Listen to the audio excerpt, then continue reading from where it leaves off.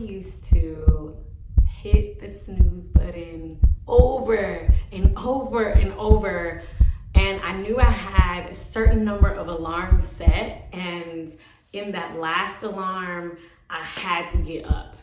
And this was my everyday. Every day I dreaded waking up. I dreaded getting dressed and going to my job.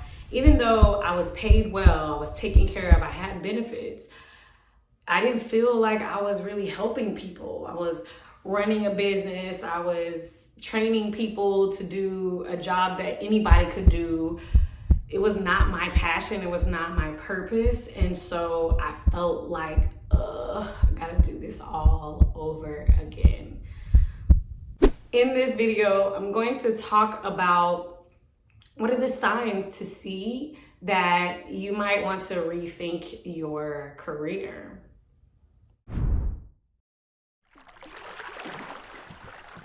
Namaste, yogi friends. If you are a yoga teacher or thinking about becoming a yoga teacher and you're not subscribed to this channel, hit the subscribe button below.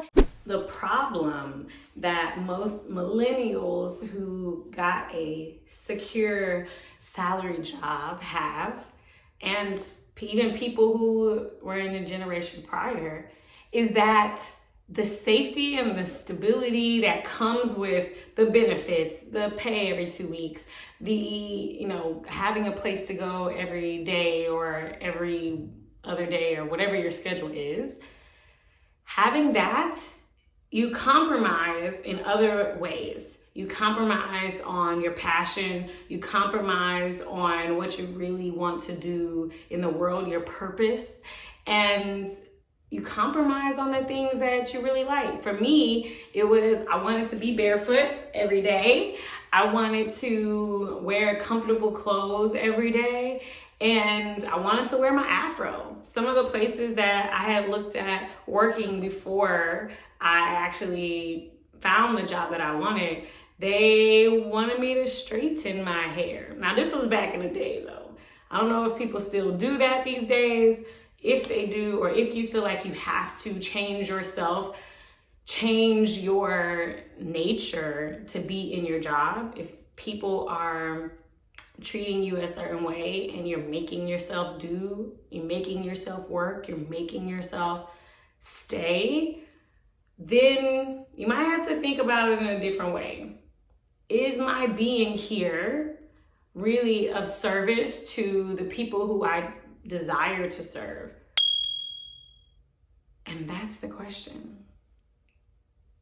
3 signs that you dislike your job and you might be in denial about it. Sign number 1 for the 3 signs that you may dislike heavily. I don't use the word hate. You may dislike heavily your job, even if you're in denial. Sign number 1 is that you dread waking up in the morning on your work days. Now, on your off days, you might ease into lifestyle, or on days where you have something really exciting going on, you may wake up before your alarm. But if you notice that every single day that alarm goes off, it's just like,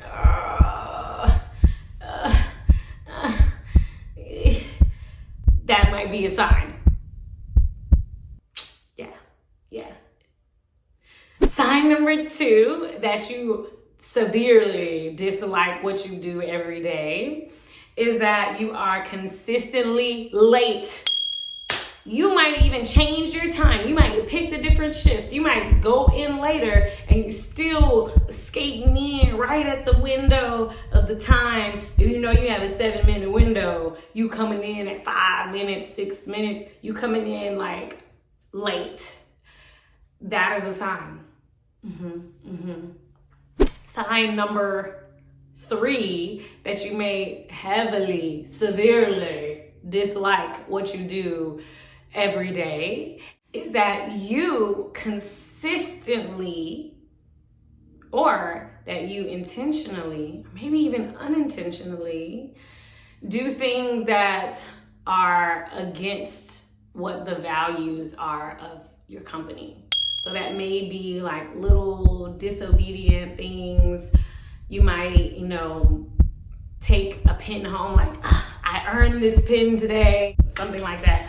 Or if you do things to get in trouble, if you have a company card and you spend it on things that you know are not company expenses, and you're just waiting, in a sense, to be caught and be reprimanded, it's almost like it would be better if someone else tells you to leave than for you to actually speak up for yourself, to voice your own desires. And that fear can lead to being defiant and being intentionally mischievous. May or may not be the word here, but it could be. If you're doing any of those three things, that's a sign that something's going on. And it's not to say that you need to quit your job or that you need to find new employment.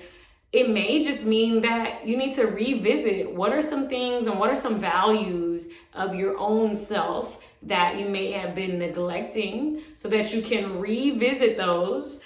Maybe you have a discussion with your superior and say, hey, I realize that I've been feeling XYZ. I know that I value XYZ and I'd like to see, I'd like to work from home once a week now that, the world has come back to working in place. I'd like to have a 2-hour lunch instead of a 30-minute lunch. Whatever it is that you value that you may be compromising, you can have that conversation and essentially create your own reality. So that would be the first step that I recommend. If you're not ready to just cut ties and end it, then make the changes, voice your opinion, voice your desires in your situation that you're in now to create the changes that you need to more enjoy what you're doing. If those things don't work, if you're still feeling the desire to leave, if you find yourself looking out the window or wishing you were in a different place, or counting down the time, it's like, oh man, it's only been 30 minutes since I look back at my watch and I still have 3 more hours to go. If you find that yourself doing that and you know that you want to make a change in your employment, then it may be time for you to start calculating what your safe number is, what your number, how much money you need to have saved, how much money you need to be making in order for you to take care of your responsibilities, and all of those types of things. If you know that you want to make a transition, instead of, there's multiple ways to do this. You may choose to plan it out in advance, or you may be the type to just go in and jump in feet first and, go in and just start swimming. So it really depends on what works best for you, and you can make that choice. You are the only one that can make that choice. If you decide that yoga teaching is for you, there's a video coming on how to choose a yoga teacher training that's right for you. And you can take a look at that if you're thinking about becoming a yoga teacher. And there are so many more professions that you may choose to go into. There's so many different ways you might choose to make income. If you are interested in becoming a yoga teacher and you don't think, I don't know if there's any money in that, I made a video to share 10 yoga teacher revenue streams to make money, the amount of money that matches your impact, and to never be an employee again. If you're interested in getting that video, I have it as a free bonus just for starting the process, just for visiting my website and thinking about becoming a certified yoga teacher. So in order to get that video, go to the link underneath this video, click on it, and then you'll see a green button. When you click that green button, it'll prompt you to enter in your cell phone number, and then I will text you the video so that you can watch the video on how to create 10 revenue streams so that you can make money that matches your impact and never be an employee again.